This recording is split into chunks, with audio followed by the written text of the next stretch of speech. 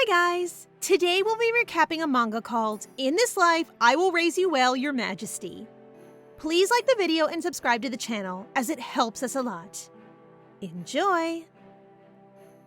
Meet Elisa.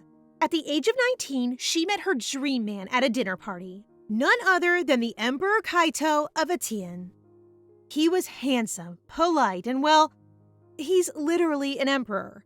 What girl could say no to a man like that? At the age of 22, Elisa had his first child, but by that time, their relationship had soured. That gorgeous Prince Charming didn't even come and visit her after she gave birth. What a skis! Poor Elisa realized a little too late that what Kaito wanted was someone who could become a great wizard. He wasn't really interested in her, just her magical potential. So when she had a child, she became useless to him because she gave up her magic to give birth. Having given up on her marriage, Elisa decided to name her child Leon and dedicate her life to him. But by the time she reached 26, sweet baby Leon had almost died. Twice! Jeez, this girl really can't catch a break, can she? Elisa and Leon were surrounded by enemies in the palace looking to take them out. She had to be very strict with her child to ensure they both survived. When she turned 32, there was a kingdom war in which the crown prince perished, causing heartbreak to young Leon, who saw him as a brother. He blamed his mother for not trying to save him. You see, she had gained her magic back thanks to a contract forged with the fire spirit Ignis.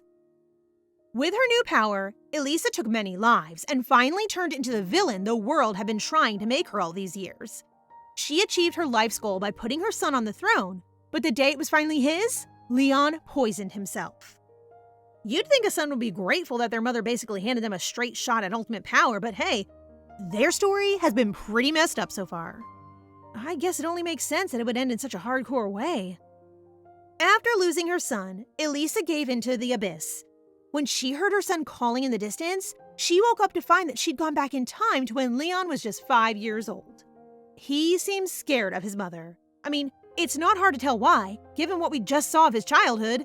He's probably expecting her to come back twice as strict, but Elisa's memory of his death is fresh in her mind. She's not about to make the same mistake twice.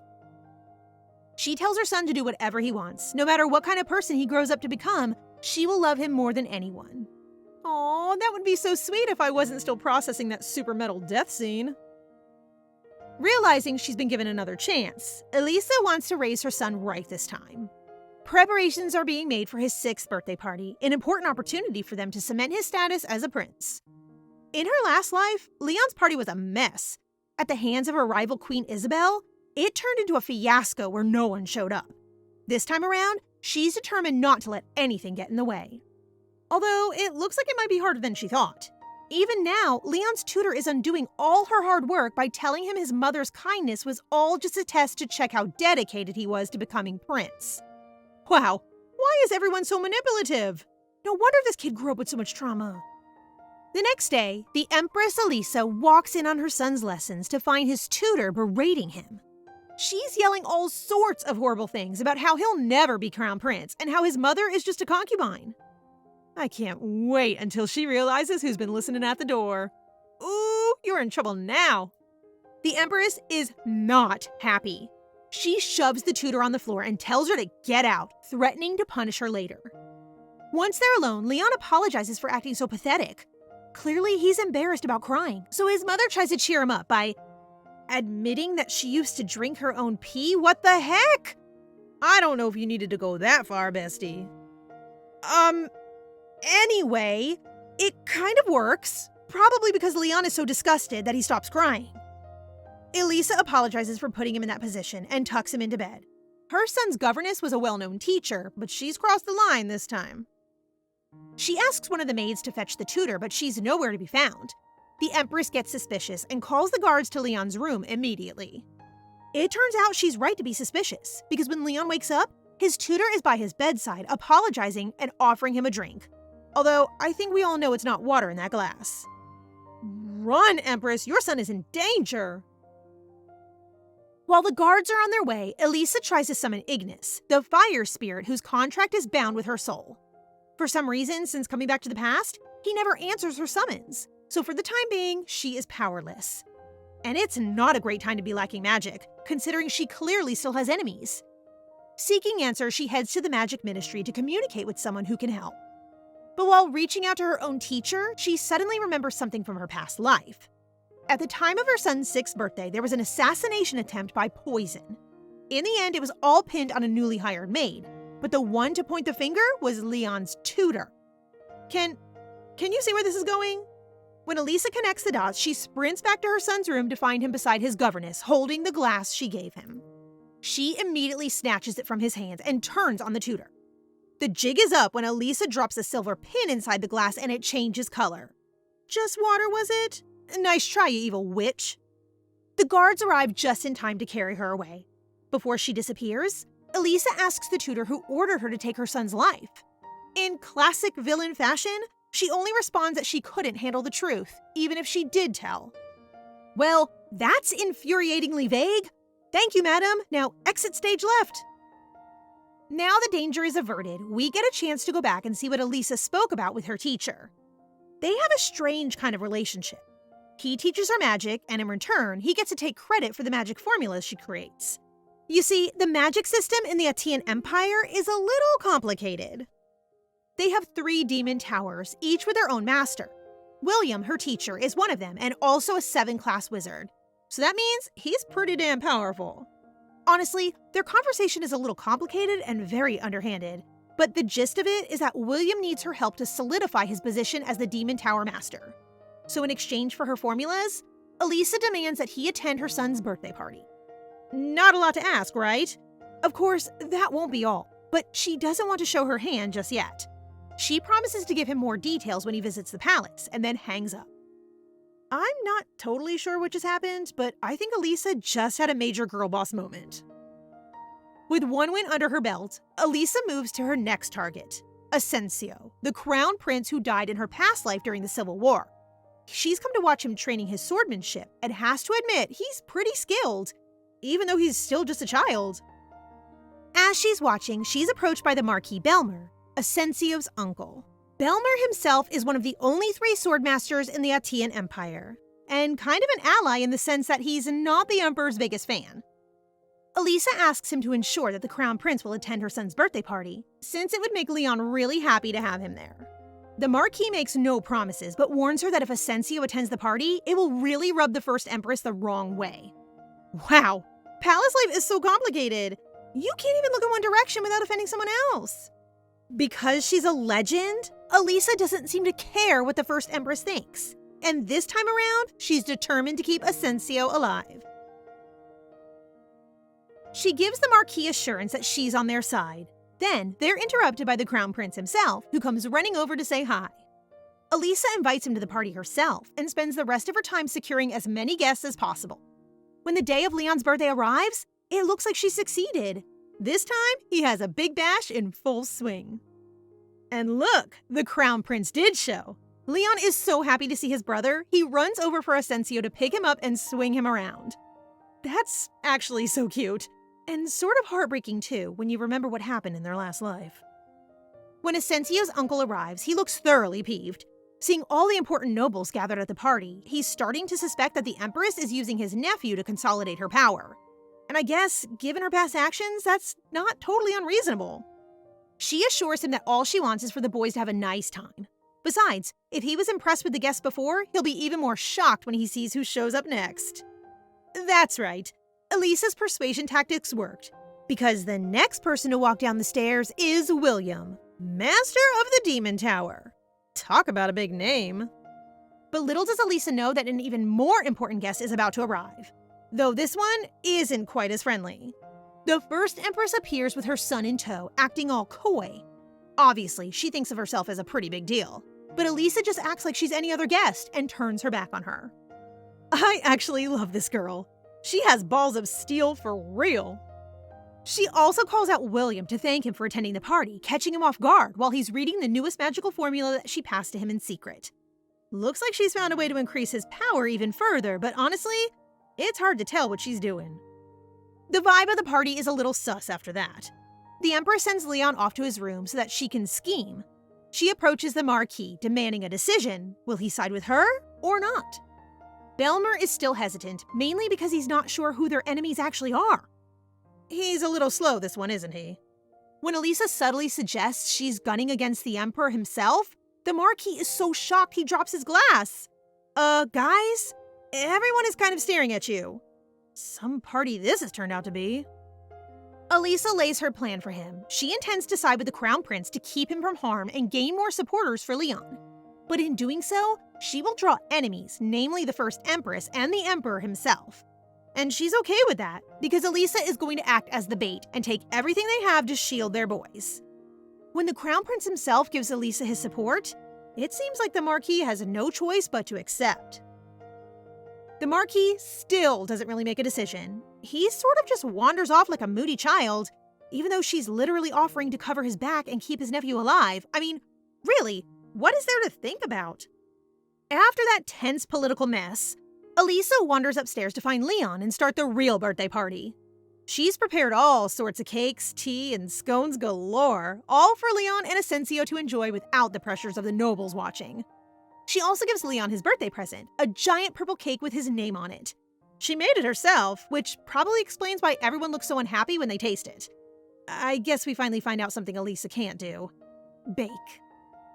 The boys have a wonderful time, and when it's time for Asensio to go home, Elisa and a sleepy Leon walk him back.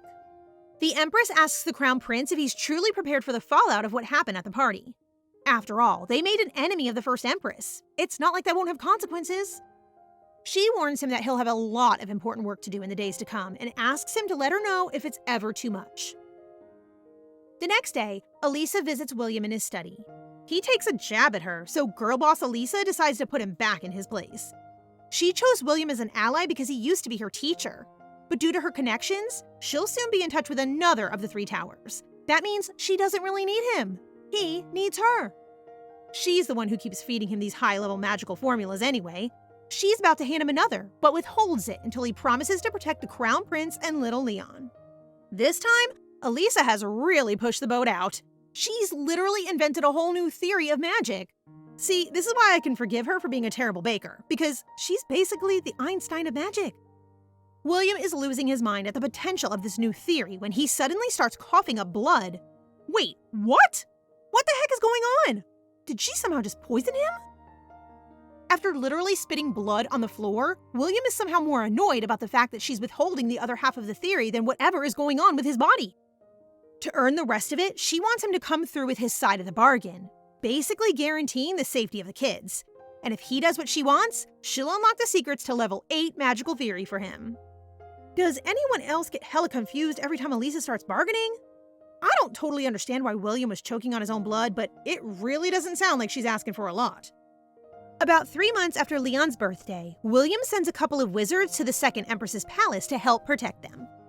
One is an old man named George, and the other is his disciple, a young girl with super cool hair who goes by Jillian. Jillian is very talented herself and has worked with Elisa in the past. Even Leon recognizes her when he comes running in. He takes such a liking to her that the Empress even invites her to come and have lunch with them and the Crown Prince. Damn, are they just gonna leave George out like that? Seems a little harsh. The kids have a picnic in the gardens together, though it seems like Jillian and Asensio are kind of fighting for Leon's attention. While they're having an idyllic little brunch as a quasi-family, they overhear some knights nearby bad-mouthing the Crown Prince and the Empress.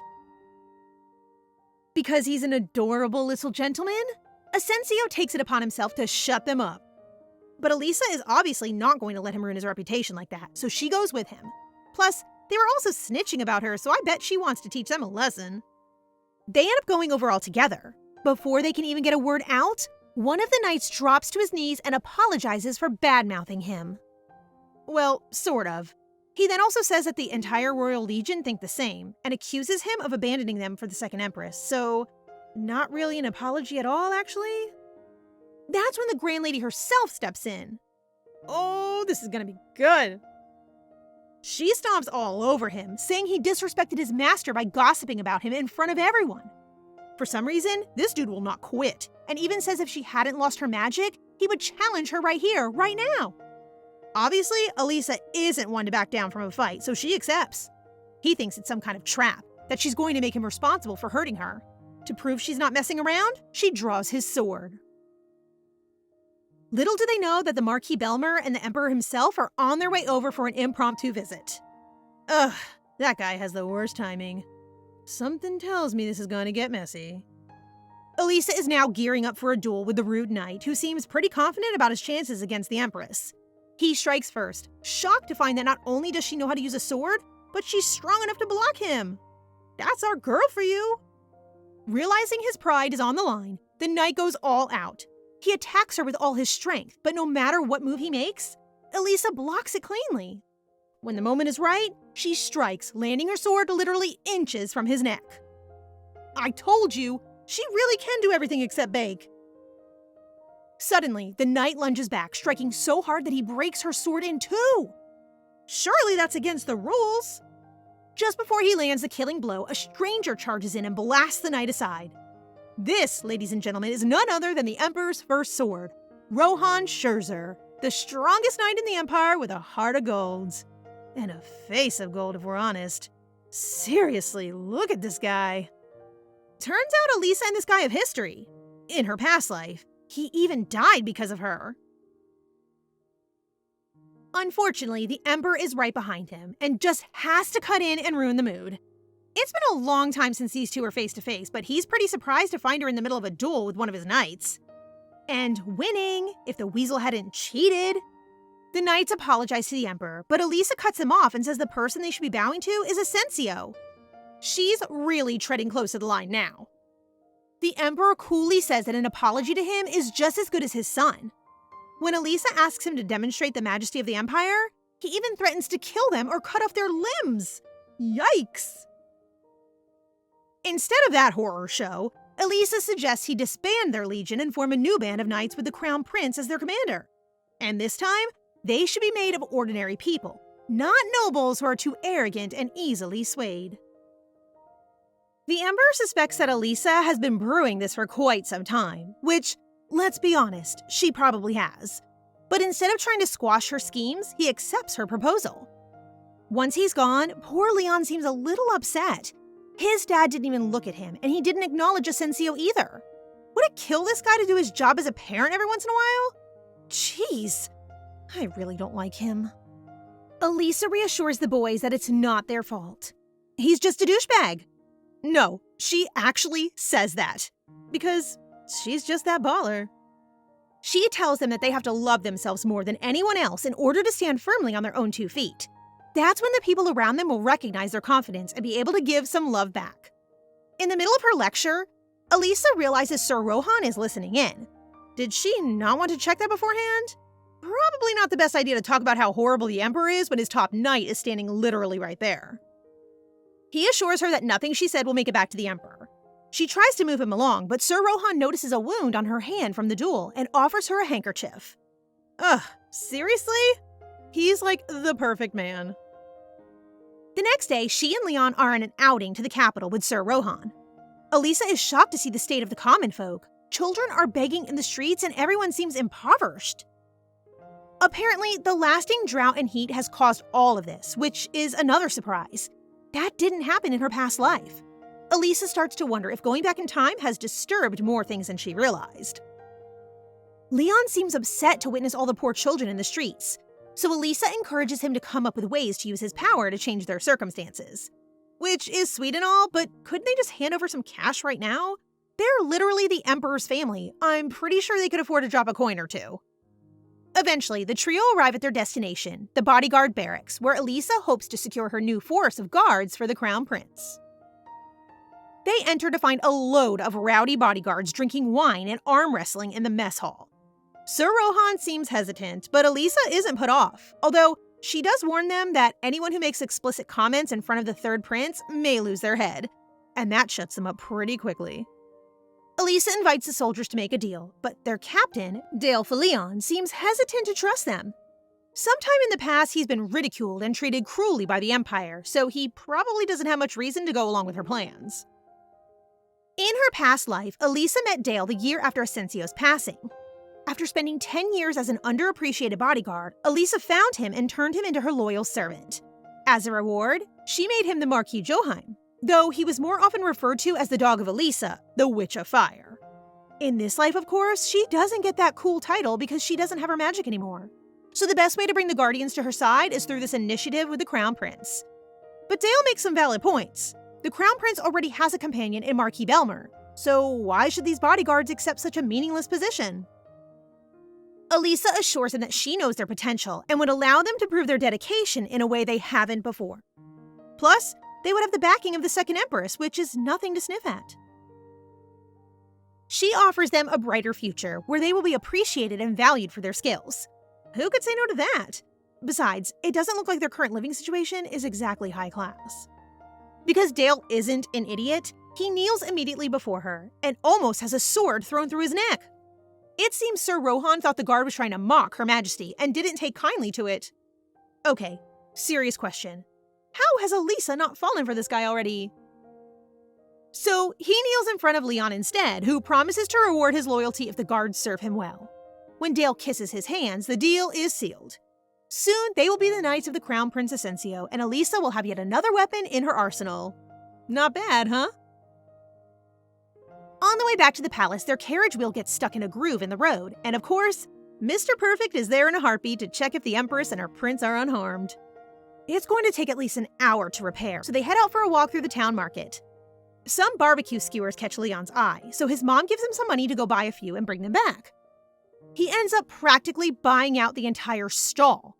Obviously, he bought one for the Empress and Sir Rohan, but he's also figured out a way to help the street kids from before.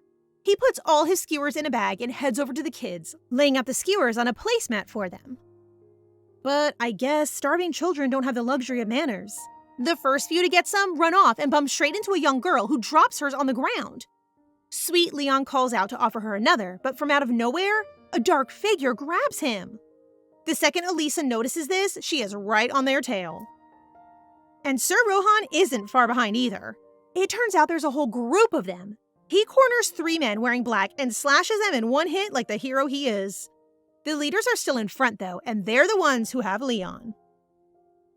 They hurry the boy away and leave a few behind to keep him occupied.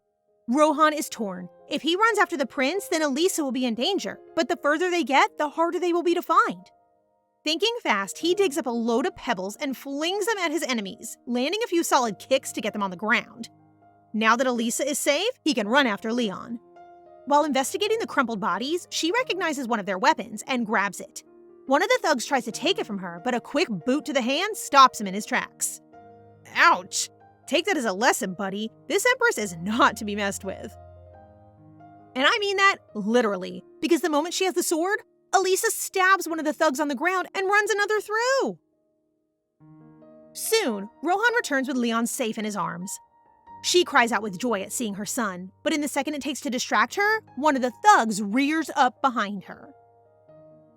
Elisa turns, taking the slash through her dress and returning his attack with twice the force. The next second, he's on the ground, very much dead. Which is super cool and all, but will someone think about baby Leon? Isn't 6 too young to see your first dead body? Elisa tears off the ripped part of her dress, exposing a teensy bit of leg. Apparently, that's enough to distract the great knight Rohan, who very clearly has a thing for her. But instead of ogling her shins, he ties a little bow where the rip was to protect her modesty. Oh my god, can these two please get married already? Screw the Emperor, I want her to end up with this handsome hunk. After a little bit of teasing, she thanks Rohan for saving her son. They both have suspicions about who exactly ordered an attack like this, especially since one of the thugs had a potion of some kind and was clearly going after the Empress. But really, it could be just about anyone. The first Empress is certainly a suspect, and when she hears how Elisa returned to the palace after some kind of incident, she seems delighted. But then, she's a horrible person anyway. I suppose that doesn't mean she did it. The Emperor himself has also been keeping tabs on her, using a spy to confirm whether she can or can't use her magic anymore. So long story short, no one can be trusted. Once the royals have settled back in the palace, the recruitment of the new knights is due. Leon asks Rohan to come and watch it with him. I guess after the incident in the capital, he's now infatuated with his savior, and who could blame him? While they're walking over, Leon asks Rohan if he and his mother are friends. The knight acts surprised, though I don't know why. Even the prince has noticed that they treat each other differently than other people. When they reach the recruitment center, they find Dale and the bodyguards doing badly. The recruiters aren't impressed with their skills or their ability to manipulate mana, though it seems like one of the commanders is giving them a particularly hard time. Sensing foul play, Rohan wants to go up and interfere, but Elisa warns him that might put his position at risk. See, this is how you know she actually cares for him. She would never stop someone else if their actions still benefited her. I'm telling you guys, these two are endgame. Rohan sees this as his responsibility, so he's willing to risk it. And just like his job, he comes in swinging. He accuses the commander of discriminating based on their background and steps in to test the trainees himself. Oof. Now, remember, Rohan, you have to go easy. Not everyone is as crazy strong as you. He goes head-to-head with Dale, who is quickly exhausted trying to keep up with the Emperor's first night. But he lasts way longer than any of the palace knights, which is a real testament to his skill. Begrudgingly, the commanding officers agree to approve their abilities and report back to the Emperor. Elisa thanks Rohan for stepping in and invites him to tea. Rohan tries to refuse. After all, he's probably very busy with all his responsibilities. But one look at Leon's shining face and he's a goner. Who could refuse a kid that cute? They sit down with a picnic blanket and some snacks in the palace ground, chatting together like a little family. After a while, both Leon and the Empress fall asleep, and when they wake up, Rohan is gone. Instead, they have the Crown Prince for company, who invites them to have a look at the new second knights. Asensio seems really excited and pleased with his new soldiers, so by the end of the day, Elisa is satisfied that things are continuing to go as planned. But without her magic, the Empress doesn't feel prepared to truly protect the children.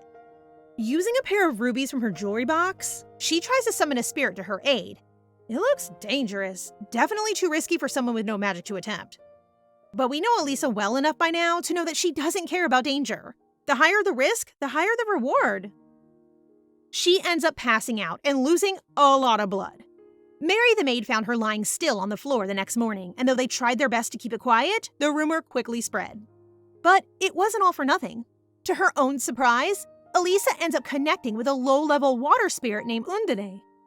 It's a total flip from her last life, where her soul was most compatible with Ignis, a fire spirit.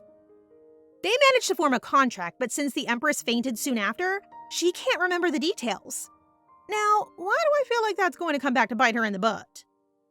Based on the little figure that appears in her teacup, I have to say that Undine seems kind of sweet, even though she's not super helpful. Though that makes sense. The amount of power one draws from summoning a spirit is appropriate to both their own mana and the value of the gem. Since the Empress doesn't have much magical energy and was only using rubies, she wasn't likely to conjure a high-level spirit anyway. But I guess that cute little water sprite is better than nothing. Meanwhile, the second prince's birthday party is approaching, and preparations are in full swing. The first Empress is doing everything she can to one-up Elisa, while also keeping track of her movements. Her and one of her ladies-in-waiting even know that she's been out to buy jewelry and are starting to close in on her motivations. I'm sure the first Empress is going to do everything she can to stop her from getting stronger. That afternoon, Mary the maid returns with several high-quality gemstones, including diamonds, sapphires, and pearls. Looks like she's going again. I really hope she doesn't push it too far this time. We don't get to see how it turned out at first, because it's time for the second prince's birthday party. The Empress has spared no expense and is showered with compliments by her many fancy guests.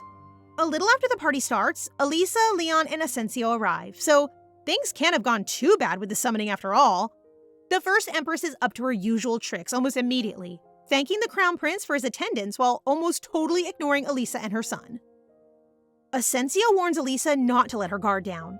The moment they stepped inside, the first Empress saw them as her prey. But like a total boss, she reminds him that the hunt works both ways. The Empress is just as much their prey as they are hers. In which case, they might as well relax. It is a party after all. Though for Elisa, the real fun is all about humiliating other nobles. When a group of aristocrats try to embarrass her by mentioning a very expensive brand of wine, she turns around and corrects their ignorances. No amount of teasing can make up for genuine class, of which the Empress has plenty.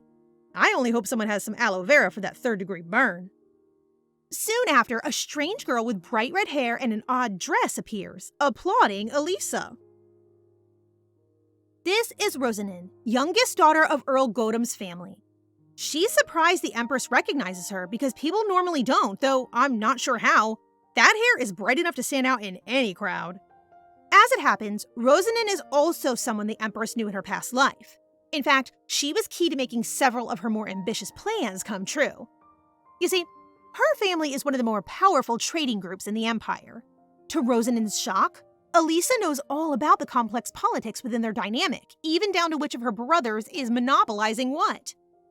She advises the girl to focus her efforts on a mine that the others believe to be defunct, yet again using her past life knowledge to earn allies in this one. But Elisa is doing things differently this time around. She won't take advantage of Rosanin the way she did before, although honestly, it looks like she won't have to. I'm not sure if Rosanin was swayed by the Empress's knowledge or by the fact that she's so damn cool. But by the end of their conversation, she's on side and even backs up everything she said about the wine.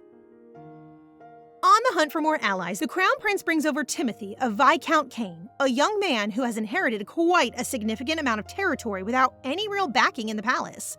Sounds like the perfect target for Elisa's team. There's been some issues trying to find the missing will of his late father. As usual, family politics is screwing over a perfectly innocent kid. Once again, her past life comes in clutch. Elisa remembers that the Viscountess and young Timothy were spurned by their family and went searching all across the Empire for the will. Eventually, they found it in her late husband's grave as some kind of sick joke. And in her frustration, the Viscountess hanged herself. Well, that got dark real fast. After meeting Timothy, she suggests that he and his mother look for the will someplace that was precious to the Viscount, where she goes when she misses him. He ran straight over to tell his mom, and they rushed out of the party together. So not only has she solved the family mystery and literally saved a life, but earned herself another pair of friends from a very wealthy family. It really is just a win-win-win for the Empress at the moment. The Crown Prince comments on her endless knowledge, which at this point is surely getting a bit suspicious. But she just tells him someday he'll understand, when he's old and wrinkly and sat on the throne himself. Isn't that just the classic adult response to a curious kid? You'll get it when you're older. It doesn't seem to annoy Asensio as much as it used to annoy me. Instead, the three of them smile while thinking of their future together.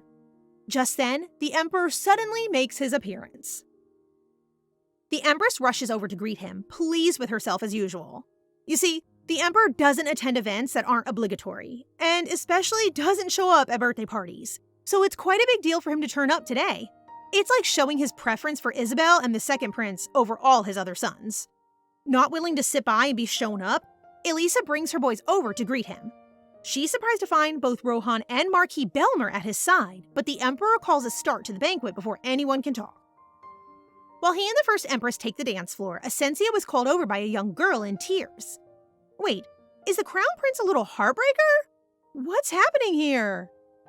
Actually, this little girl is one of the candidates for his future wife as chosen by the first Empress. So you already know she's not to be trusted. Asensio runs off to deal with his girl trouble while Rohan and Elisa take the floor. Little Leon, the matchmaker, practically forced them to dance together, for which I'm very grateful.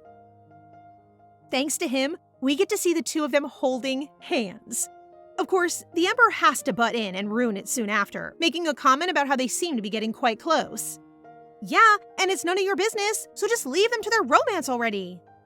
While they're all distracted with the party, a maid sneaks into Elisa's room to steal from her jewelry, especially the diamond box.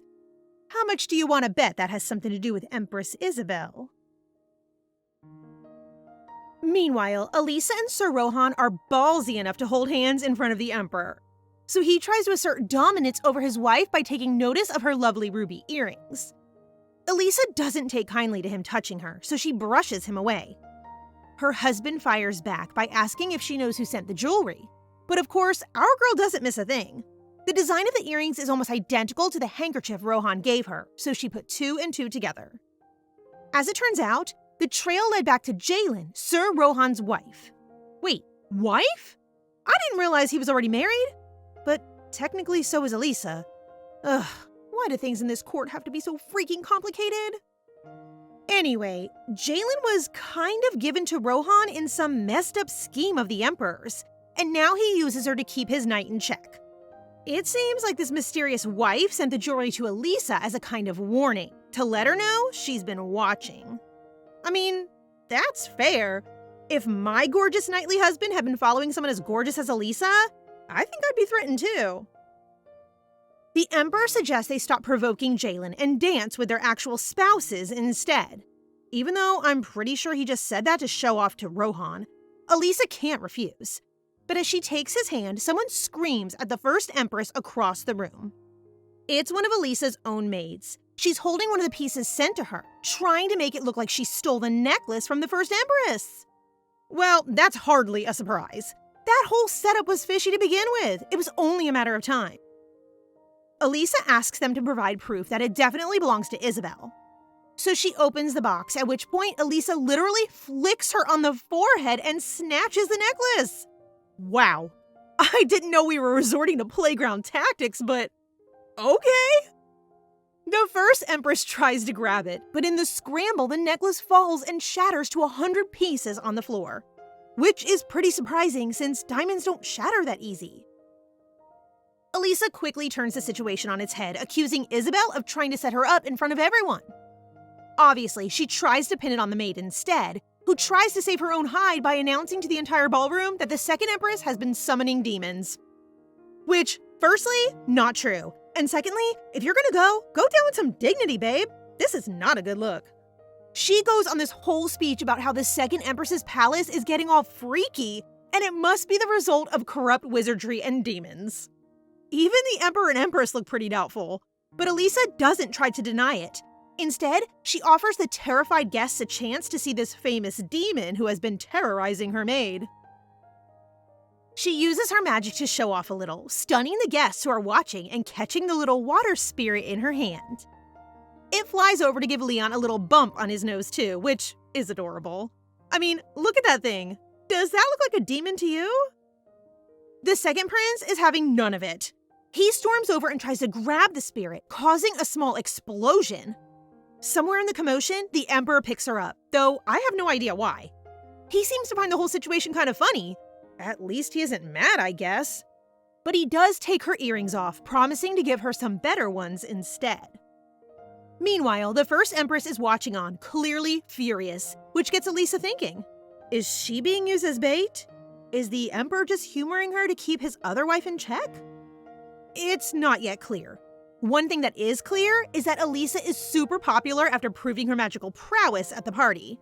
People stop paying so much attention to Isabel and start showering Elisa with gifts. She's also received a visit from two big fans of hers, the Viscountess Kane and her son Timothy. Her tips were exactly what they needed to secure the will of her late husband, so she's come to give her thanks. And she has spared no expense. She just brought a whole load of gorgeous jewelry. I wish people thanked me that way, bringing me a bucket of priceless gems every time I did them a favor. That'd be nice. Anyway, Leon and Timothy are getting along just as well as their mothers. The boys come rushing in and ask to see Undine again. So Elisa summons her and demonstrates her abilities by conjuring some jets for the boys to play in. That night, while she's tucking him into bed, Leon tells his mom how much he enjoyed today, and Elisa sings him to sleep with a lullaby. What a perfect image of mother and son. This would never have happened in her past life. The next day, the Emperor and some of his advisors are meeting in the throne room, and they don't seem quite as happy as the others to hear the news of the Empress's new spirit friend. Partly because they don't believe she's really capable of summoning a spirit. And perfect timing, Elisa walks into the throne room right then, bowing in front of her husband. Apparently, she wrote a letter yesterday explaining that her new spirit could help the Empire, and she's been summoned to explain how. So the second Empress explains the water spirits are generally pretty gentle. They're able to draw water to their user from a great distance, but that depends on the spirit's grade. Undine is fairly low level, so she's not especially powerful. But because she can detect water from some distance away, it would make Elisa able to map out the waterways flowing beneath their empire. In times of drought, this would be incredibly useful. They could redirect underground tributaries and literally save lives. She's always thinking, our girl. The nobles seem hesitant to believe that this is even possible. The brother of the first Empress, Raymond, is especially critical, because of course he is. She points out that the western part of their empire is suffering greatly because of drought. So what do they have to lose by trusting her? She turns to the Emperor for aid, and surprisingly, he's actually on her side for once and tells her to lead the way. After the council meeting, the two of them head to the gardens for a walk, where he commends Elisa on the way she handled the nobles. He seems to struggle with them, and given how self-interest Isabel's brother is, I can see why. In a rare moment of kinship, Elisa reminds her husband that he's the one who sits on the throne. The people of the Empire are his subjects, so at the end of the day, it's his choice how to look after them. Jeez, you'd think that much would be obvious. Grateful for his wife's support, he praises her for wanting to use her magic for good. But the plan Elisa has suggested will need a lot of different spiritualists to take part, and the nobles don't have a particularly good relationship with wizards like them. She needs to work hard to make this plan succeed. While she's scheming, the Emperor catches something in her eye and reminds her of her place. He says she's got the look of someone who wants to lead, and reminds her that no master can tolerate a servant who wants to get ahead of him. Ugh. I've said it before, and I'll say it again. I really hate this guy. Like, seriously? She's your wife, not your servant. At that moment, Undine arrives to tug on her hair, letting Elisa know she's found one of the water veins they were searching for. Meanwhile, Empress Isabel just got word that her husband and Elisa were walking in the gardens, and seemed to be getting on rather well. Being the jealous witch that she is, Isabel sprints straight over, clearly hoping to intervene. When she arrives, she immediately shoots Elisa a filthy glare, while one of her brother's servants fills her in on the waterway plan. She doesn't seem happy about the idea that they might be about to dig up the ground, since they seem to be headed for her garden. But instead of showing her anger, Isabel puts on a good face and invites him inside warmly. Her brother can see that she's furious and tells her not to lose her temper. The Emperor is trying to provoke her, and the moment she gives in, she'll have lost her power. Well, he's not wrong, this Raymond guy, but what I wouldn't give to watch Isabel fly off the handle. Even I have to admit that the Empress's gardens are really gorgeous, so she must be devastated when Undine finally lands on a pretty patch of roses, signaling that there's a water vein beneath them. Because it was Elisa's magic that found it, she cheekily suggests the nobles be the ones to dig it up. Oof, I'm sure that's not going to go down well at all. Predictably, Raymond kicks up a fuss, so Elisa suggests they call the Imperial Guard instead. Soon there is a big pit in the ground right where those lovely flowers used to be. And look who showed up with the guards. It's good old Sir Rohan, come to keep the nobles in line. Now, don't get me wrong, I love it every time this man shows up, but does anyone else think he and Elisa should be keeping a low profile? Like, the Emperor is standing right there, guys. Tone down the chemistry. Suddenly, the guards strike gold. Well, actually, they struck water. A giant jet shoots up from the ground, giving everyone a good shower. Now that Elisa has proven her abilities, the nobles suggest they send her west right away to the worst of the drought. The Emperor agrees and promises to take care of the second Empress's palace while she's away. Though, truth be told, I wouldn't trust him to take care of a fly, let alone poor Leon. I hope she can take him with her. Little do they know that the mysterious Princess Jaylin has been watching from her windows, and seems very interested in the Empress's next move. The earrings she sent Elisa were returned to her, clearly as a warning. But whatever Jaylin's motives are, Rohan is clearly at the center. And I'm also very curious about their relationship. Whose side is this girl on? Does Rohan care for her as much as she clearly cares for him? Rohan pays her a visit, making Jaylin so delighted that she comes all the way out to the hall to greet him, which is kind of a big deal since she's so prone to injury and illness. She invites him in for a meal, so the husband and wife sit down together. Good news for all us Rolisa shippers. The Emperor has ordered Rohan to go west with Elisa, so I'm sure we'll get a few more swoon-worthy interactions between them. Jaylin isn't happy to hear the news. No shock there. She makes a few comments about how he and Elisa seem very close, but she doesn't push it. Mainly, she seems sad that he's going away and asks if he wants to spend the evening together. No, not like that. At least, I don't think so. She just wants to hang out and share a drink, but Rohan firmly turns her down with the excuse that he must prepare for their journey. Which, fair, and I'm glad he's being loyal to Elisa, but at the same time, I can't help but feel bad for Jaylin. She clearly just loves her husband. Nothing wrong with that. Apparently, though, their marriage has been like this from the start. Rohan even told her before they got engaged that he didn't love her. Thinking about their relationship gets her so angry that she clutches the earrings in her palm hard enough to draw blood. Uh-oh. I take back what I say about Jaylin. She seems like bad news. Back at the palace of the second Empress, Elisa has had a lot to prepare the last few days. And things have been busy for Asensio too. He had his first official government meeting, and for the first time, people respected him and treated him like the crown prince. From now on, he'll report all the Empress's endeavors in the West to the government himself, since she doesn't trust anyone else to do it. Asensio is touched that she trusts him with something so important and says he wants to make her proud. Aw, of course she's already proud of you, Asensio. The next day, a suspicious-looking present arrives for Elisa. She has good reason to be wary, but since it was sent by the Emperor, she can't refuse. She opens the box to find a fancy tunic, trousers, and a large cape with the Imperial seal. I can't lie, the fit is fire. We may not like the Emperor, but he's got good taste. Leon catches her in the hallway as she's leaving and says she looks really cool. Like a crow? I guess because of the cape? I don't know about that one, little buddy, but whatever you say. Things are all set up for her trip. The Western nobles who will accompany her are already waiting, as is the Emperor. They're all pretty shocked when she arrives, but the Emperor is happy to see her wearing his gifts. Apparently, the style is modeled after the only female swordmaster on the continent, which is kinda cool, I have to admit. It's only fitting that he also provides her a sword and straps it himself so that no one will argue about her carrying a weapon. Trusting Asensio to keep an eye on things in her absence, Elisa steps in the carriage and they're off. Wait, I don't see Leon anywhere. Did she take him or no? Elsewhere, a group of knights we haven't met yet are facing down an endless horde of frog monsters and slowly losing stamina. One of them is just about to give in when the Marquis Belmer arrives and slays them all instantly. Nice hero moment, Belmer. But what's he doing in the middle of the woods? I guess he's been caught up in a quest for the Emperor and keeps getting sent to take care of monsters in this region. The drought seems to affect the number of monsters, so they've been getting stronger and causing a lot of issues. And time again, it's him who has had to solve them.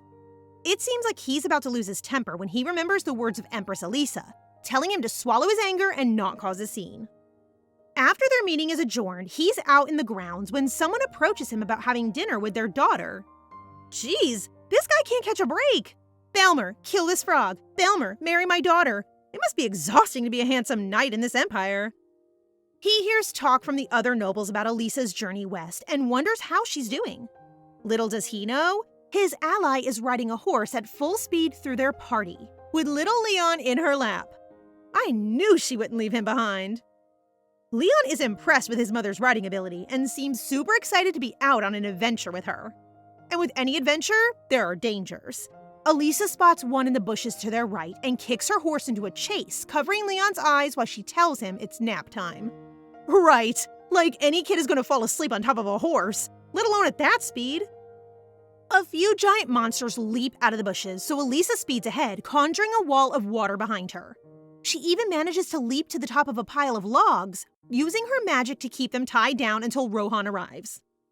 As usual, he makes quick work of them, and when his knights finally get to the scene, they find all the monsters already taken care of. Between him and the Empress literally looking down at them all on horseback, I think the term power couple is most appropriate here. Apparently, Leon was sleeping calmly through all of that, which I don't believe for a second. The danger has passed, but Elisa is still surprised at the number and unity of the monsters. It looks like the effects of the drought are being felt everywhere these days.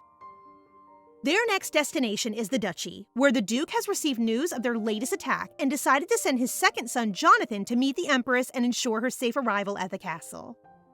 The Duke himself seems like quite the shady figure. He has 2 children he favors highly, and 2 he seems to hate. He asks them to keep an eye on the Empress while she's in their territory and make sure they don't miss a thing. Now that's sus if you ask me.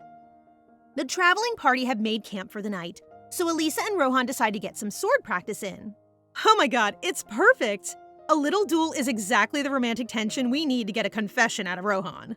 Although Rohan is skilled, it's Elisa who comes out on top, and even tells him not to go easy on her in the future. So, no confession, but one heck of a hot moment right there. That evening by the campfire, Leon and Elisa are having a little heart-to-heart when suddenly Jonathan, son of the Duke, arrives at camp. He introduces himself and explains that he came to meet them because he heard about the attack. It seems he and Elisa have already met. And from her past life, she remembers that this guy will grow up to become the Devil of the West. Whatever that means. I mean, he can't be good, can he, with a name like that? They get moving as a unit in the morning while Jonathan's elder brother Patrick and his sister Anne are making a plot to cement their own positions in the family with the arrival of the Empress. When she arrives, the Duke's daughter is all gracious and sweet. Little do they know, they're dealing with Miss Elisa, who doesn't take crap from anyone. She's also very good at sniffing out those who are untrustworthy. Maybe that's why she kicks up a fuss when they arrive. She claims to take offense that the Duke didn't come out and meet them himself, especially since the prince third in line to the throne is with them. Unimpressed by the elder siblings, Leon runs right over to the rejects, namely the younger daughter and her youngest brother. He tries to make friends with the kid, and even borrows some of his mother's magic to try and play with him. This is why Leon will always be my favorite character. He's just so pure. The adults sit down to formally greet one another while the kids head off to play. The Duke's youngest daughter watches on with surprise as her little brother Benjamin quickly warms to Leon. After her meeting, Elisa drops in to check on her son and slumps on the couch for a nap. The daughter is surprised to see an Empress acting so informal. She's even more surprised when Elisa starts sniffing her cloak, offering it to Leon to ask if it smells. Well, they have been on the road for quite some time. It's no surprise if she's a bit stinky. The daughter offers to wash the cloak, for which Elisa is very grateful. Honestly, she kind of just treats her like any other person, but clearly this kindness is so rare for the girl that she's inspired to help even more. She agrees to take the entire outfit so that she can mend and wash it for her. Which is sweet and all, but I mean, is someone gonna get my girl Elisa something to change into? Later that evening, the Duke's house are gathering for dinner, including the Duke's eldest daughter, Anne. The other noble ladies seem eager to shower her with compliments and basically just kiss her butt. There's a rumor going around that the Empress will not be attending because she would rather hang out with the Duke's daughter-in-law than attend dinner with the rest of the nobles. They assume that Elisa and the girl are getting on so well because they're in similar positions, at the outer edge of a noble family, heavily disliked and nowhere near in line to the throne. Which may be true, but it's not something you want to be saying loud enough for Elisa to hear when she walks in seconds later. That's right, ladies. You've really done it now. The others are pretty embarrassed, but Anne the bully doesn't seem fazed at all. So Elisa asks her straight up if she has anything to say, while the whole ballroom is totally silent. This is what we love her for. Go get him, Elisa!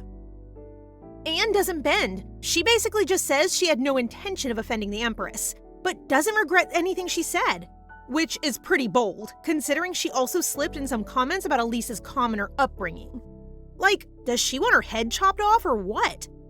Before she gets a chance to clap back, the Duke arrives and dinner begins. He invites Elisa to give a toast, and at first, she just thanks them for their hospitality. I mean, what else does he expect her to say after his daughter just insulted her? But after letting the room sit in uncomfortable silence for a second, she gives a big speech thanking the Duchy for supporting the Western Empire, which wins everyone's approval. Once the others dig in, she continues digging for opportunities with the Duke, asking to visit the plains of Vecchia, which are pretty barren. He has no idea what she's capable of, so he just kind of shrugs and says sure. One of the eldest sons, Patrick, pipes up and offers to accompany her. I guess he just wants to be involved. He has kind of been sitting on the sidelines this whole time. The Duke and his snooty daughter seem hesitant, but Elisa literally does not care. For some reason, Anne takes this as an opportunity to take another jab at the Empress by suggesting they invite the whole Duchy to watch her perform magic on the plains. She's obviously trying to turn her into some cheap spectacle, but again, girl boss Elisa just isn't shaken by this. She even says it might be a good idea to invite the people so that they can witness the grace of the Empire firsthand. After dinner, the Duke confronts his daughter about being so snide. She's heard all about what happened in the Empress's garden, and so she was worried about how it makes the Duke look if the same happens here. Maybe she does find a water vein, but then the impossible job of digging through cracked earth will be on their backs. So Anne wants to ensure that if they fail, everyone knows who to blame. And for that, they need an audience. I hate to say it, but this girl is cunning. After she's explained her intentions, her father seems impressed and dismisses her without punishment. Meanwhile, the outcast siblings have reunited after a fun evening of hanging out with Elisa and Leon. They have nothing but praise for the Empress. The young girl Vera is especially taken with her. Looks like someone has a little girl crush. The next day, the townspeople are all gossiping about Elisa and the magic of the water veins. Actually, the girls are more excited to see Rohan than the water spirits, but come on, who can blame them? Back at the palace, Jonathan and Sir Rohan run into each other in front of Elisa's room, just in time to find Vera fitting the brand new cloak that she made herself. Talk about skills! That girl is talented! On the way to the carriage, they stop in front of a lion statue with a huge studded amethyst in its jaws. Elisa seems intrigued by it, but doesn't ask too many questions before walking away, leaving the Duke's children a little confused.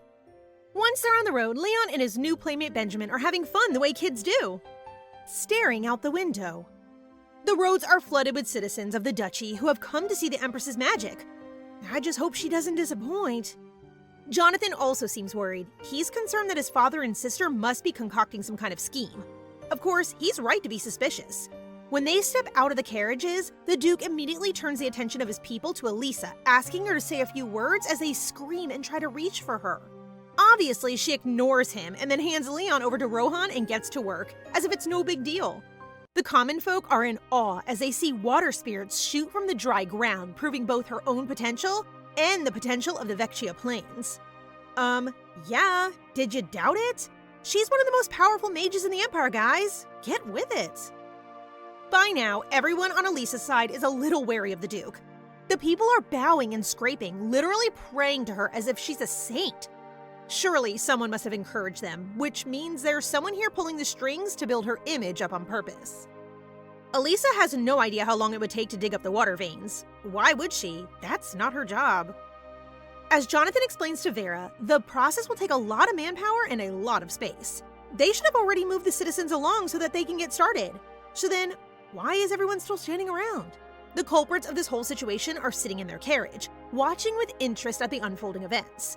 The Duke openly admits that he invited and paid those crazy people to come and build up their excitement, to put more pressure on the Empress and make sure word spreads back in town about who is responsible. Ugh, these two are just so sneaky. I really don't like them. Feeling assured about their plan, the Duke and Anne pull the carriage around to Elisa and suggest they all go home. The sun is going down, and they think it'll be too dangerous to head back once night has fallen, because, of course they do. Sensing a trap, Elisa tells them to head back to the castle.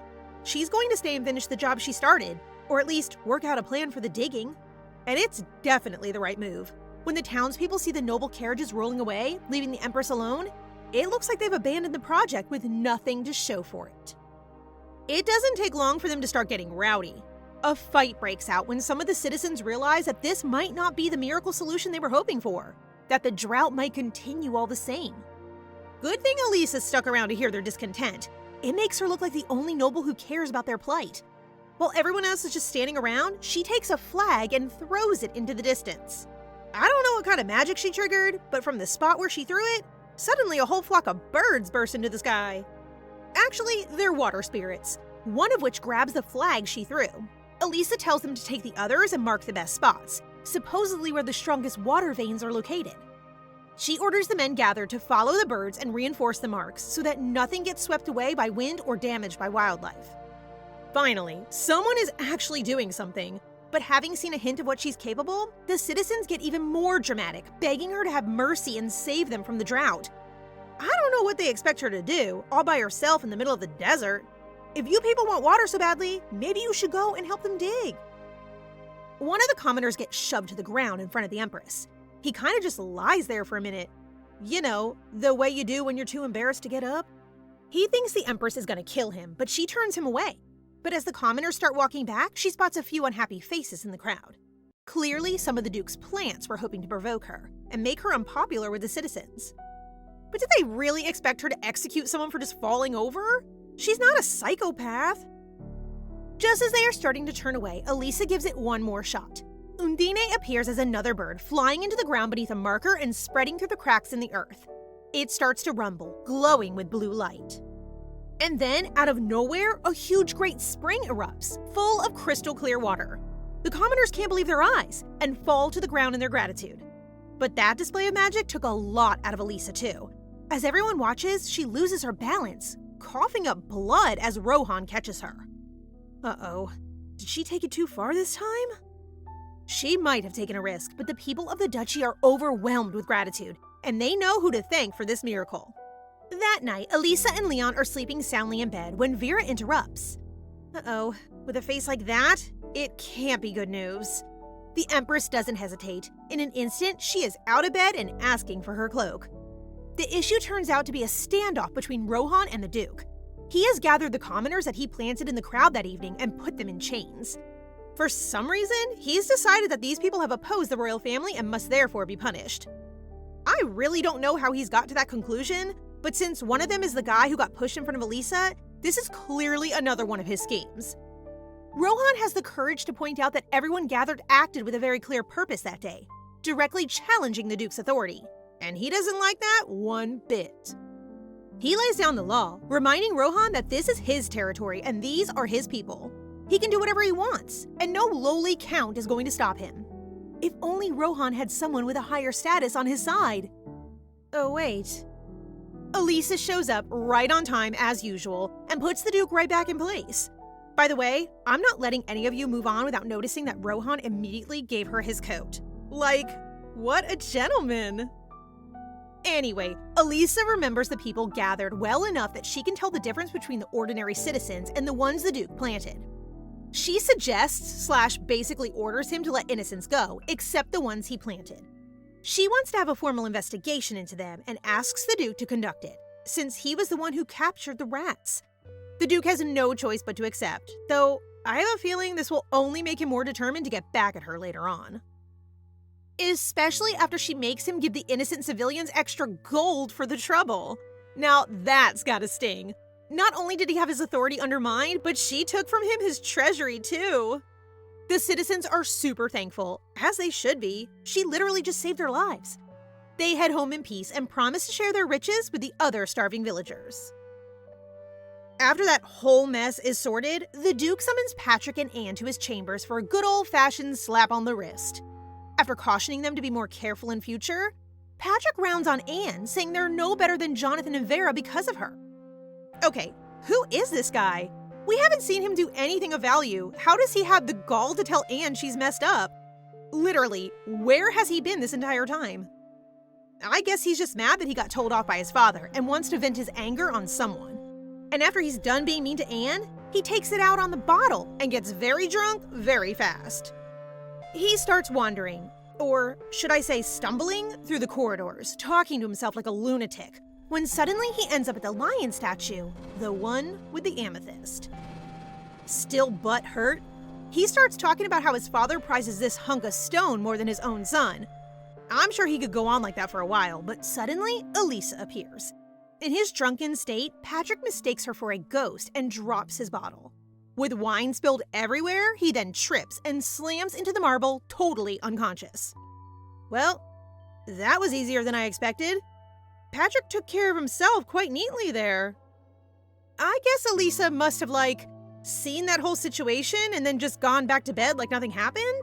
Because the next thing we see is her having a dream. It's a nightmare, really. She can hear Leon's voice but doesn't want to reach out in case she hurts him, the way she hurts everyone. When she wakes up, he throws himself around her and asks if she's okay. The Empress chooses her words carefully. Instead of telling him about the thorns and her being a monster, she says she had a dream about being a hedgehog and wanted to hug him even though she was worried about Leon getting hurt. This kid is way too emotionally intelligent for his age.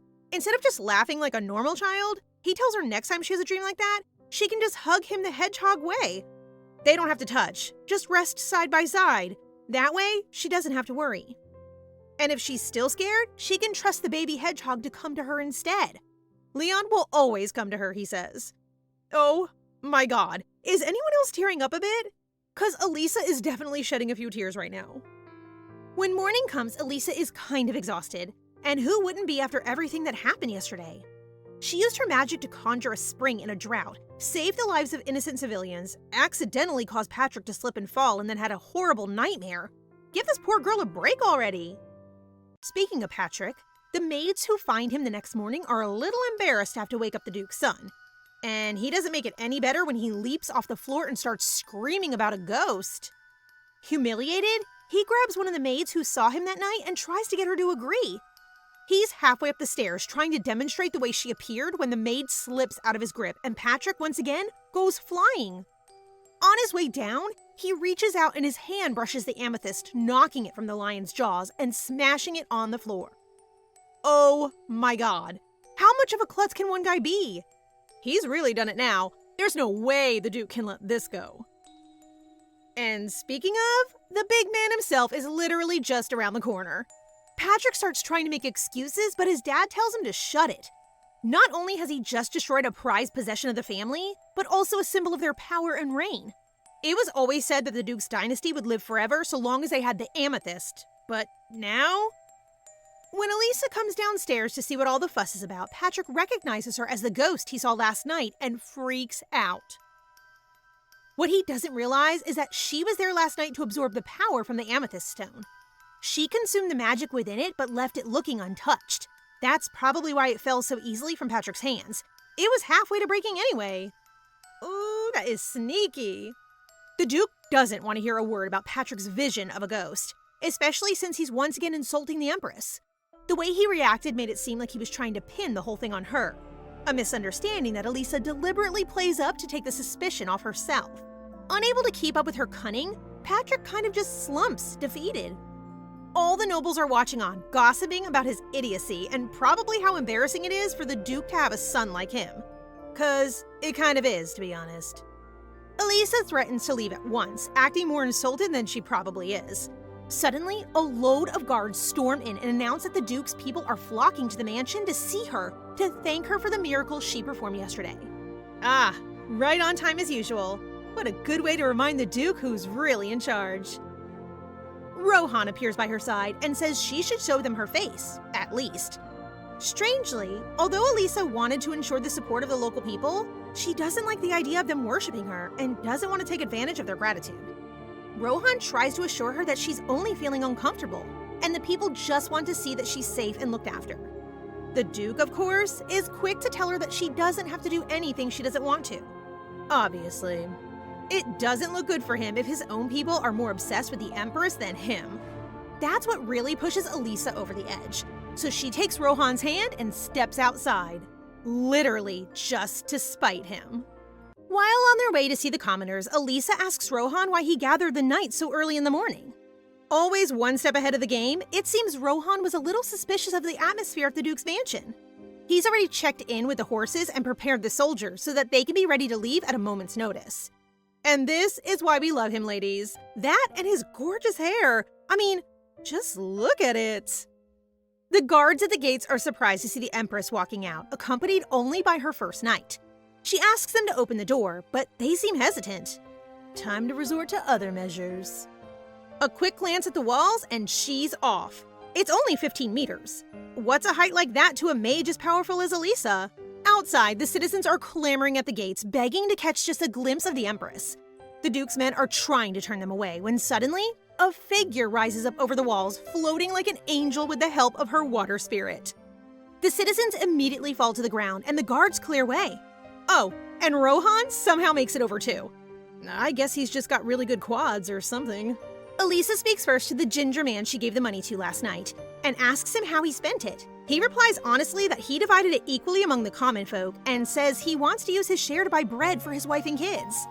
This makes Elisa very happy. She tells him and all the people gathered there to always have hope. She assures him that their future are in good hands with the Crown Prince and that there's nothing to fear. It's a shame this is such a male-dominated society because it's clear Elisa would really be a good ruler herself. All in all, Elisa's visit to Barossa went well. She earned the love of the people, helped end the drought in the Vecchia Plains, and made such a good impression on the nobles that she's now more popular than their duke. Back in the Imperial Palace, the Crown Prince Asensio has been sitting in on Privy Council meetings like a real heir. After one such meeting, the Emperor calls him over and praises his son. It turns out they have more similarities than he thought, at least in their political prowess. But he also gives Asensio a warning. The position he has gained is precious and will only get harder to keep as time goes on. If he doesn't want to be cast aside, he will have to prove his worth and his loyalty to the Emperor. Right. So, just a normal conversation between father and son. Nothing threatening or deeply traumatizing about that. Luckily, Asensio is stronger than that. He's determined to fight his way to the top, not only for the sake of the country, but for the sake of Elisa, who he sees as a mother. Speaking of Elisa, she and her knights have just wrapped up on the plains of Vecchia, where they have done enough work and now can leave the rest to the Duke. Back in their carriages and off to the next territory they go. They brought Vera and little baby Benjamin with them since they will be returning to the Duke's mansion eventually. While in the carriage, Elisa gives her a bit of advice. She has a tough family and a lot riding against her. More than anything, it's important that Vera learn how to be strong and resilient for the sake of her son and her husband. I guess Elisa sees a lot of herself in Vera, a scared young woman who doesn't know how to protect her loved ones. In her past life, Vera and Jonathan died a very suspicious death, which contributed to Benjamin becoming the vicious character he grew up to be. Hopefully this time, with Elisa's help, he won't fulfill that destiny. Though honestly, I still can't imagine a kid as sweet as Benjamin going evil. He's just too tiny. After Elisa finished her next mission in the plains, Vera, Jonathan, and Benjamin returned to the side of the Duke. Leon was very sad to part with his playmate, but I don't think you should worry. Something tells me that won't be the last time we see those three. The next location is one of the smallest noble houses in the barren West Territory, the House Schwefel. They border a kingdom called Kron and a desert, so you can see why they call it barren. There are a lot of tribes operating in the neighboring desert, and most of the area is pretty lawless. Although the Schwefel house governs their territory well, it's pretty obvious that Elisa isn't safe here. The ruling family themselves are also pretty stressed out, as you would imagine in a territory as troubled as this. So they're not exactly over the moon when the second Empress shows up on their doorstep. If anything goes wrong, or she gets hurt in any way, they'll be finished. When she arrives, Elisa is greeted by Baron Schwefel, his daughter Trisha, and his wife. Trisha seems to be the classic stereotype of a stuck-up daughter, and even dares grumble about the Empress taking over their home right in front of her. Bestie, do you want to lose your head? On her way to her room, Elisa takes the opportunity to put the girl back in her place, reminding her that the literal Empress is in her home, and she should keep her mouth shut if she values her life. It's pretty safe to say, Trisha gets the message after that. Later that evening, they sit down for dinner to discuss the strategy over the next coming days. It is obvious almost immediately that the Baron isn't going to be any help. He's been such a charity case for so long that he has no idea how to run his territory. He's literally just a baby in a big chair. While the men discuss other matters, Elisa excuses herself and her son and head back to their room. Rohan follows them, and Trisha practically leaps out of her seat to talk to him. She yells a slightly aggressive suggestion for Rohan to explore the town with her.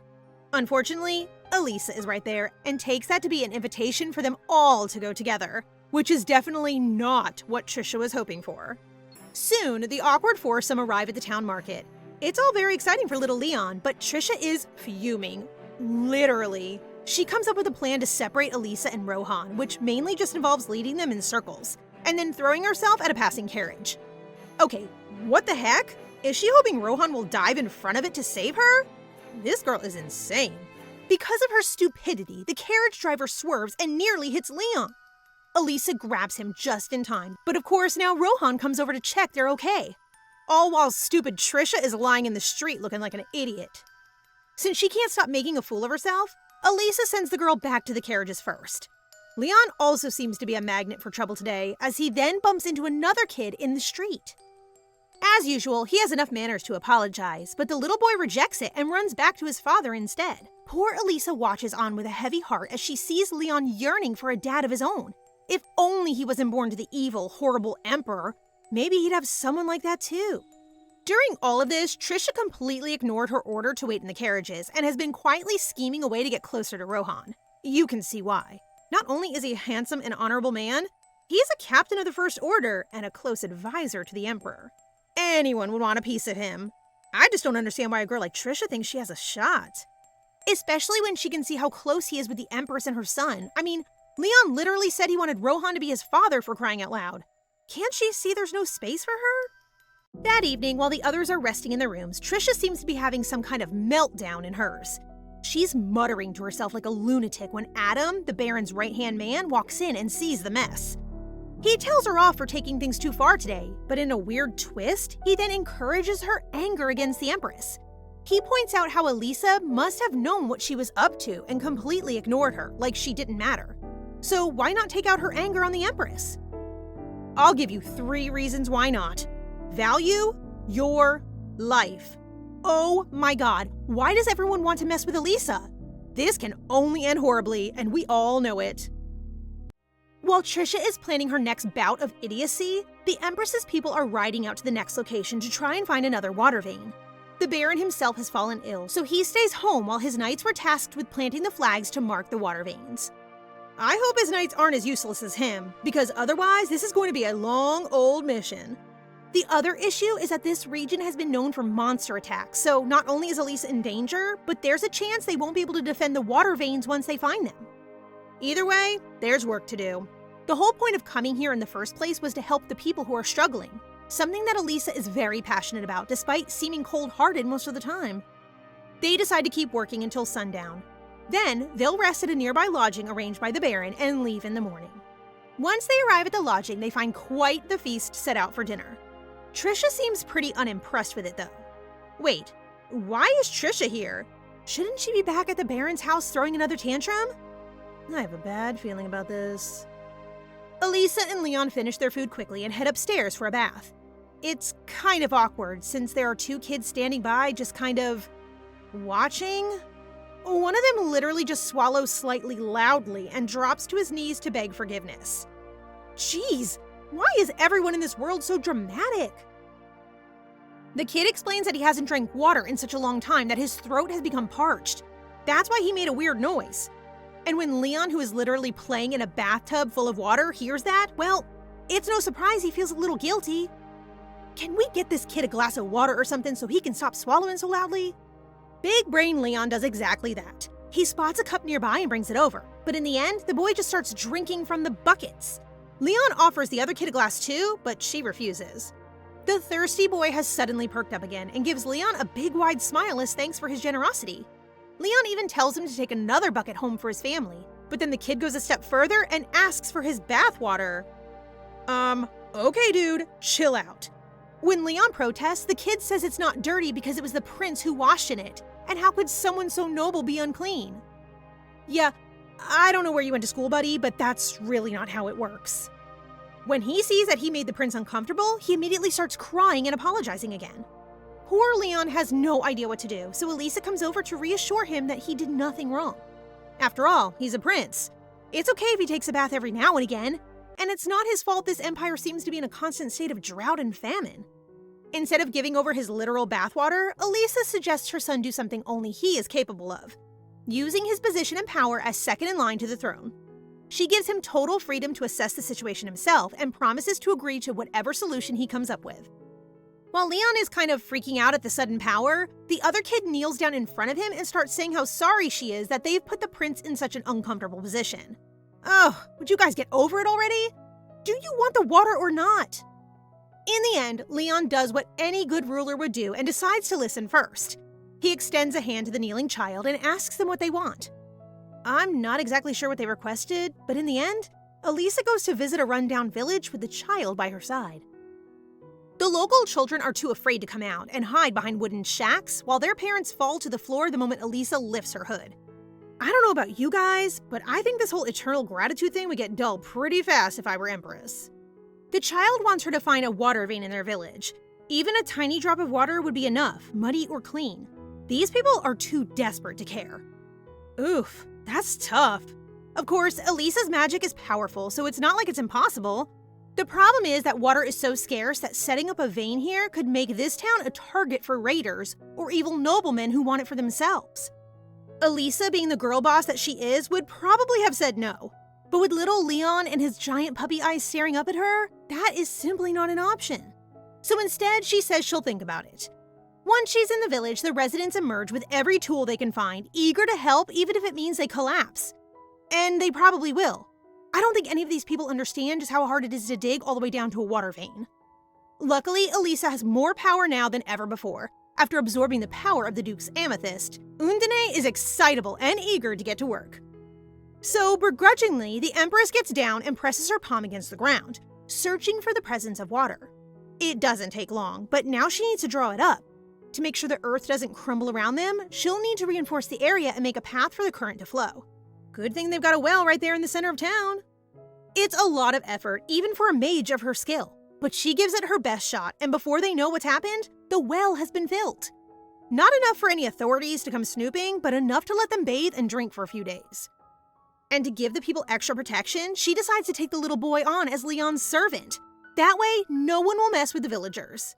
She is a clever girl, our Elisa. While the Empress has been doing good deeds and saving lives, Trisha has been up to even more mischief. She's somehow acquired a vial of a very suspicious-looking liquid. I mean, nothing good comes in purple, does it? That's the most classic shade of poison I could think of.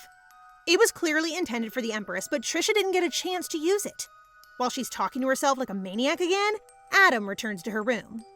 It was him who supplied her the poison and suggested she use it on Elisa. Whoa! These two are in serious trouble when Rohan finds out. I'm talking heads rolling on the floor kind of trouble. This is not your standard fatal poison. It's made of crushed up insect eggs, and when the solution is poured on Elisa's clothes, it will make insects flock to her and attack her. Ew! That is so gross. They're meant to be riding in a carriage together, but the next morning, Trisha finds Elisa atop a horse instead. Thank God, there will be no crawling bug attacks today. The party have hardly left the estate when the Baron's men start to shake atop their horses. Soon, a bunch of them have fallen off and are about to throw up. Elisa's knights think it must have been the village food, since the guards in the inner circle ate and slept in different places. Whatever is happening doesn't seem fatal, and honestly, the Baron's men were pretty useless anyway. It does, however, make them more vulnerable. Elisa suddenly gets a very ominous feeling and warns Rohan. At one signal from him, the knights take out their swords. It looks like those monsters we've heard so much about are finally making an appearance. Trisha, as usual, is being incredibly irritating and just kind of yelling at everyone. Elisa tells her to stay put and keep quiet, which only makes the spoiled brat even angrier as she holds tight to her little vial of grossness. The ground around them begins to rumble. There is still no enemy yet in sight, but that's no obstacle for Rohan. With the instincts of a born hunter, he leaps off his horse and stabs his sword through the earth, right in time for a giant cobra to emerge from the ground beneath him. Oh, damn! I know these guys are powerful, but that thing is pretty big. I mean, are we sure they can handle a 3-story cobra? As it turns out, this isn't any old monster. This is one of the legendary desert fiends, Gariosa. Its tough skin and ability to hide underground makes it almost impossible for anyone to kill. Anyone except Rohan, that is. In literally seconds, he has chopped the snake into pieces, found its weak spots, and rendered it immobile. It tries to pick up a carriage, but then Elisa takes care of the next blow, using her magic to bring the carriage safely back to the ground. It would be incredibly cool if that was it and they dealt with a giant desert cobra in under 2 minutes, but that guy had backup, and they can't take on a whole herd of the beasts. Rohan gives a signal and they ride as fast as they can back to civilization. Elisa tells everyone to take cover, but honestly, I'm not sure what she expects them to do. You kinda led the monsters right toward them, bestie. Adam and Trisha are on one horse together and tell the Empress she should escape the village and take the safe road out to the desert. Which sounds suspicious as heck. Half their knights are out sick and a bunch of fiends are rushing towards them, and yet apparently there's a safe road nearby? Suddenly, the cogs start to turn in Elisa's head. Rohan gets the same sense, and soon the Knights of the Empire are seeing Adam and Trisha in a different light. Just then, a crack in the ground appears and throws them into the air, separating them. Things are starting to look pretty dicey, and it's taking a toll on little Leon. So Elisa hands him over to Sir Miller, one of the knights in her entourage, and heads off to join the fight herself. The only good thing about having drawn the Gariosas to a town is that there's a lot more debris and obstacles which will not only slow them down, but also injure them. Elisa is also hoping that the location of the village will mean most of the herd will pass them by. In theory, they will only have to fight about half of those that pass their flank. Let's just hope she's right. Adam, the imbecile, is being a coward as expected. He'd rather run than fight, but Elisa isn't so easily scared. That is, until a totally new monster appears from their other side.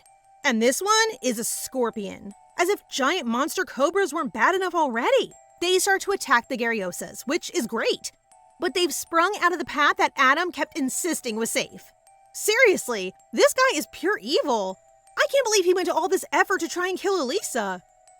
In a weird way, though, isn't it kind of a compliment that he thinks it will take this many monsters to defeat her? Like, it's kind of badass. Undisturbed by this latest threat, Elisa conjures spears of water and sends them flying at the cobras. While she's preoccupied with the battle, she doesn't notice one of the Baron's soldiers beginning to cough up blood. Uh-oh, that's not a good sign. Adam immediately demands that all those coughing up blood be thrown out of the village, as if anyone really has the time to be dealing with that in the middle of the battle. The words are hardly out of his mouth when Rohan puts a sword to his throat. He forces Adam to confess, finally admitting that he poisoned his soldiers. I knew it! There's no way this was all just coincidence. Apparently, those who eat the herbs he gave them will attract the giant scorpions. So that means the ones coughing up blood are like a magnet for monsters. Just to prove himself the biggest douche of all time, Adam shoves Trisha off his horse and tries to escape. Of course, Rohan has him on the ground and under his blade in seconds. But Adam is right about one thing. They need to get out. Like, right now. But is it already too late? The others have no choice but to fight for their lives as countless monsters swarm the town center. Meanwhile, Trisha watches from the ground, bruised and battered. She's still holding the poison Adam gave her, but by now, she has realized its true potential. That poison doesn't just attract bugs, it attracts giant scorpions. So instead of using it on Elisa like she's been dreaming about for days, she throws the bottle right on Adam's face, spilling the poison all over him. Oh my god, finally! This guy might just get an ounce of what he deserves. The town is now in a state of fire and destruction. There are monsters coming from all sides, so Elisa orders the troops to retreat to the back of the village. She's been fighting so long and so hard that she doesn't have much mana left, and all her knights seem just as exhausted. Especially Sir Perry. The poor guy has been holding off 2 assassins from the Shadow Order of House Churka all by himself. If you don't remember, House Churka is Empress Isabel's house, but she couldn't have done something like this without a helper. The only other person with the authority to give commands to the Shadow Order is her elder brother Raymond Churka.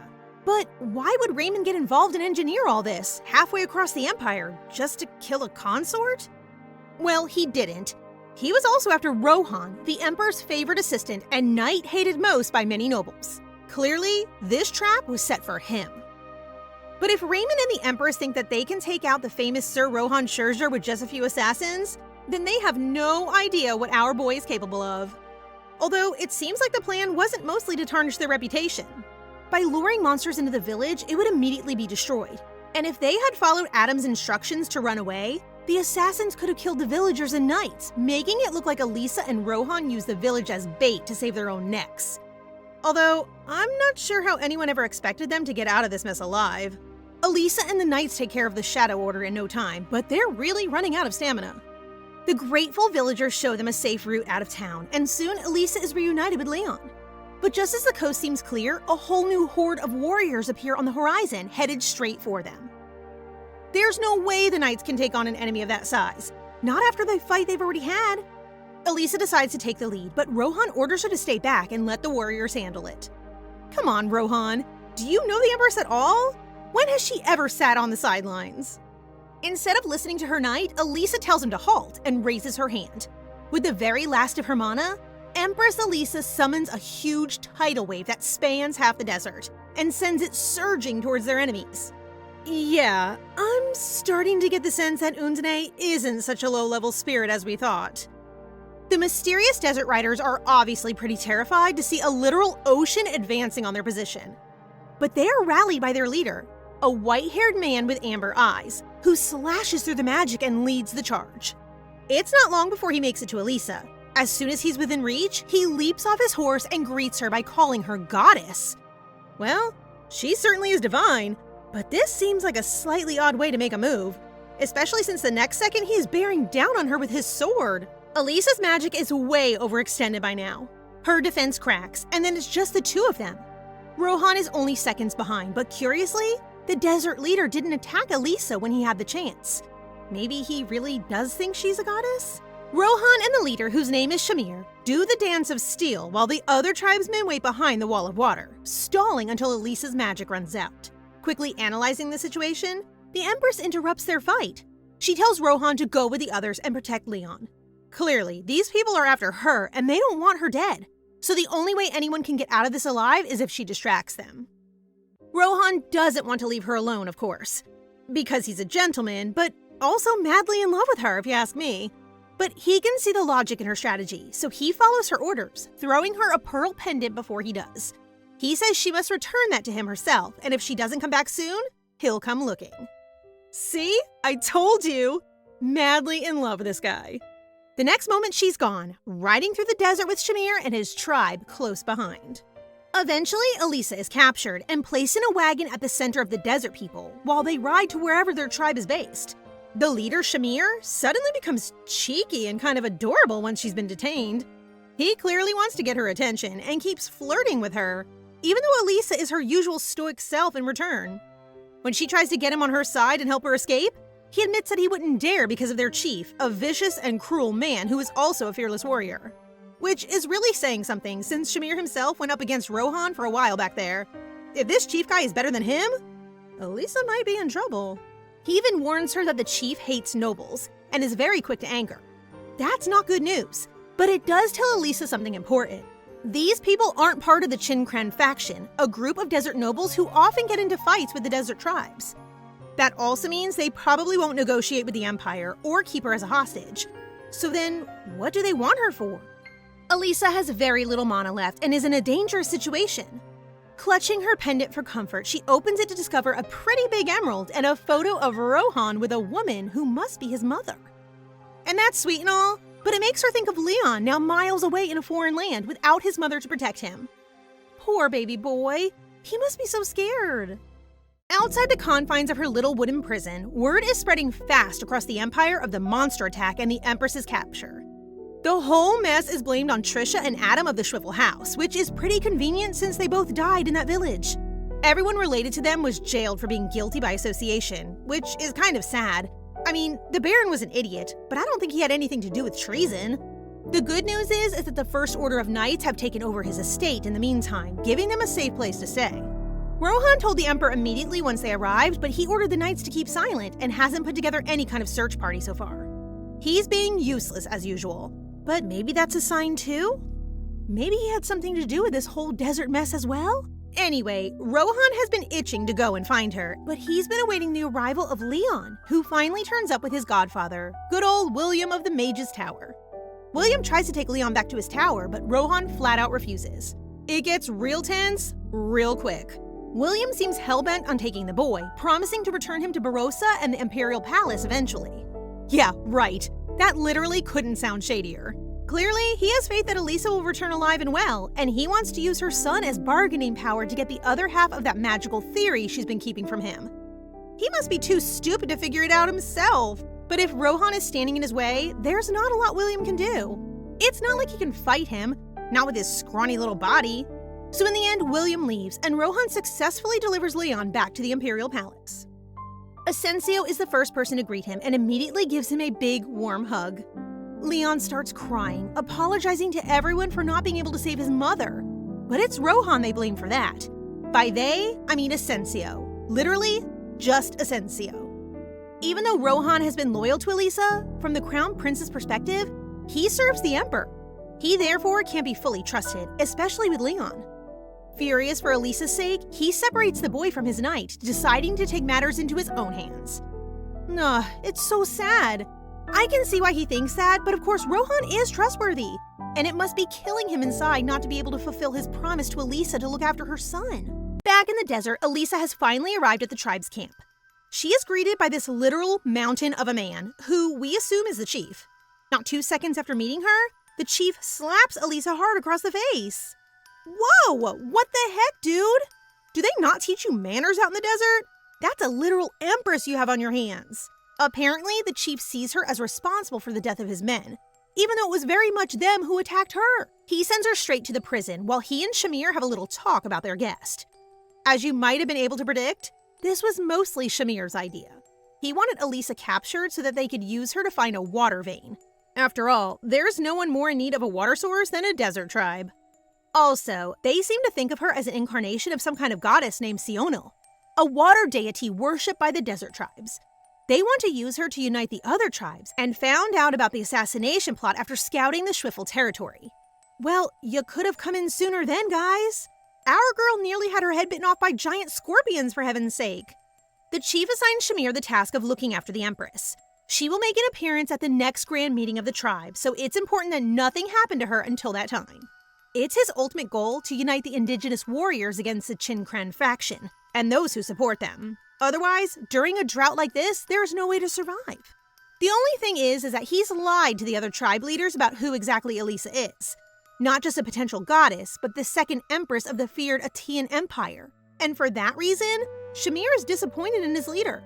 This is good, guys. If there are cracks in the tribe, then maybe there's hope for Elisa to escape. After his meeting with the chief, Shamir heads to the prison to visit their honored guest. He even brought her dinner, and a pretty nice one too. Is that French toast? While she eats what she can through the bars, Shamir asks the question on everybody's minds. Why hasn't the Emperor come looking for her? If he does, then Shamir will have to follow orders and stage her death, throwing a corpse near the territory of their enemies, the Cran Kingdom. Elisa guesses his plan before he's even said anything. She's just that smart. Since she's broken the ice, Shamir decides to be brutally honest and give her some advice. Their chief wants her to settle down and become his pawn, his very own water goddess.